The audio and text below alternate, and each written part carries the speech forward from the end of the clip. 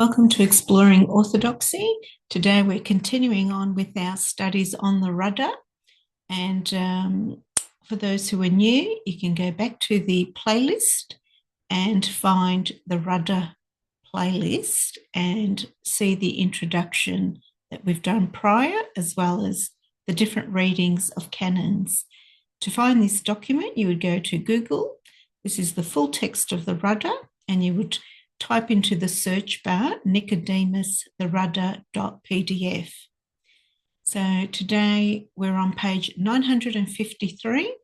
concerning the so-called First and Second Synod Prologue. This is a reading of the document. If you want to have further analysis of these documents, discussions, you're advised to do this with your spiritual fathers. Okay, so the Synod is given this title by Zenaris, Balsamon, Blasterus, and others. The Great and Holy First and Second Synod, which was held in Constantinople in the all-venerable Temple of the Holy Apostles, was assembled in the time of Emperor Michael, the son of Theophilus and of Bardas Caesar, his uncle on his mother's side, in AD 861. It was attended by 318 fathers, among whom the most distinguished were Most Holy Photios, Patriarch of Constantinople, who had been elevated anew to the throne of Constantinople at that time after divine Ignatius had been exiled to Mytilene by force and power of Caesar Bardas and the legates or deputies of Pope Nicholas, namely Rodoald of Porto and Zacharias of Anagnio, who were then in Constantinople on a mission against the Iconomachists. The reason why it is called the First and Second Synod is according to Zenaris, Balsamon, Blasterus, Emilius, in brackets, page 920 of the second volume of the Synodal Records, there was held a first convention of this synod, and after the Orthodox participants engaged in a discussion with the heterodox participants, perhaps these were the remnants that had remained from the Iconomachis, as we have said, and the Orthodox members won and the heterodox were defeated, it was decided to keep a written record of everything that had been asserted in the synod in order that it might remain certain and sure. But the heretics, being discomfited, averse to having these records preserved, lest they be seen to have been defeated and lest in consequence they be expelled from the church and the congregation of the faithful, made such a disturbance and fight, even drawing knives and engaging in murderous assaults, that the first convention was dissolved without any definition and resolved being committed to writing. After such time had passed, a second convention of the same synod, and again there was a discussion of the Orthodox participants with the heretics concerning the same subjects, and at this meeting the dogmas asserted concerning belief were written up. Hence, this synod, having on this account been properly and truly but one, it was styled the first and second because of the circumstance of its having held a first and a second convention. At its second convention, the present 17 canons were promulgated, which are essential to the decorum and regulation of the church, being corroborated and confirmed by the Nomo Canon of Photios, by the interpreters of the canons, and by the whole church. Note, however, that in some manuscript codices, there are 30 canons bearing an inscription in the name of the present synod, but we have interpreted only those recognized by the church and interpreted by the exegetes. As for the others, we have left them out on the ground that the church does not recognize them. The present synod has been assigned by all commentators a place preceding all local synods held previously to this one, either because of its having been a large one and one more numerously attended than were those, or rather because it followed immediately in the wake of Seventh Ecumenical Synod, both in respect of the date and in that it was convoked against the same iconomachyists as those against whom that one was convoked. And in a way, this synod was, in that respect, a continuation or successor of that one.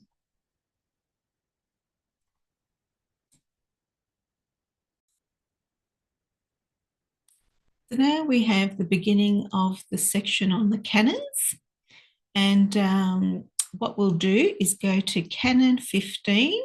which is widely referred to even in our present day. So let me scroll down to Canon 15.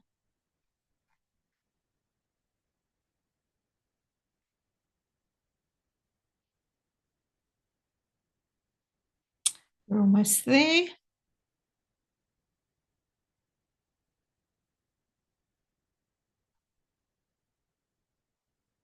Okay, so here is Canon 15. The rules laid down with reference to priests and bishops and metropolitans are still more applicable to patriarchs,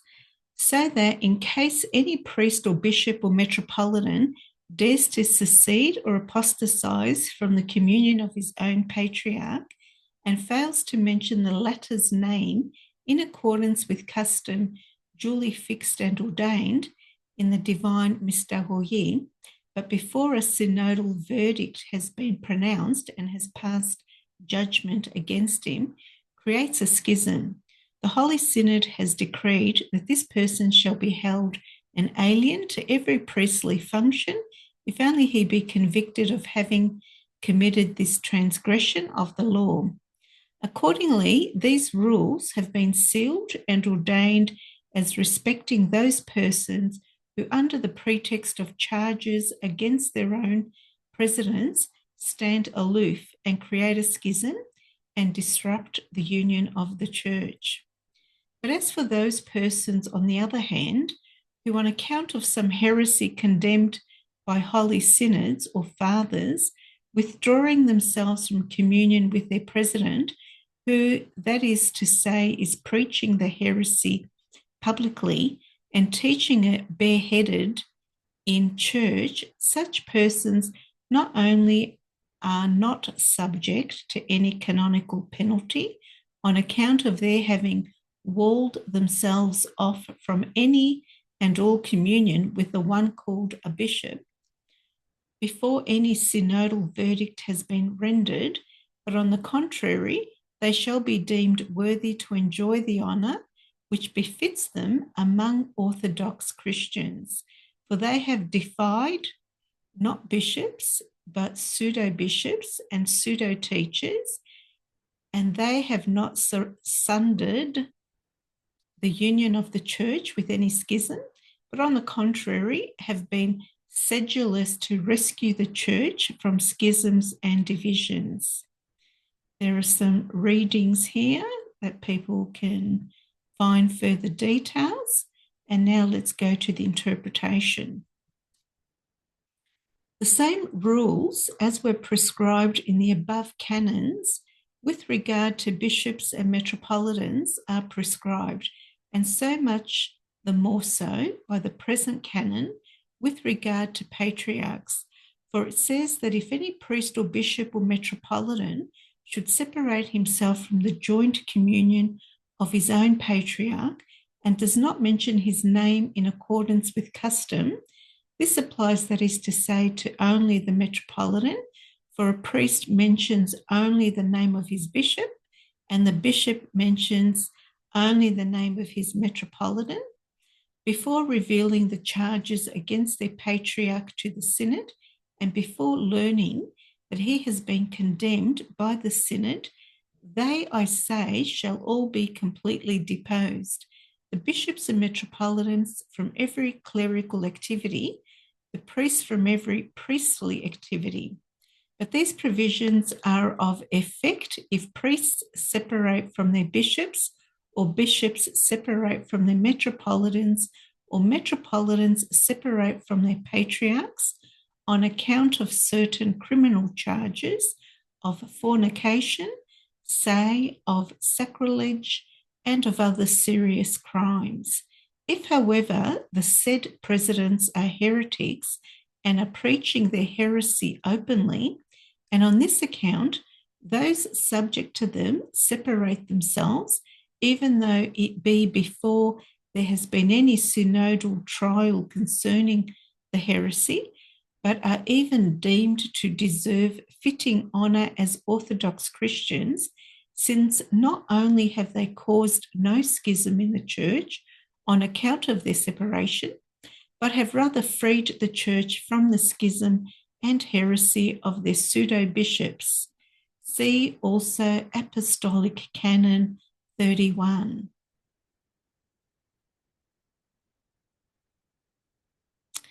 That is the reading of Canon 15. God bless.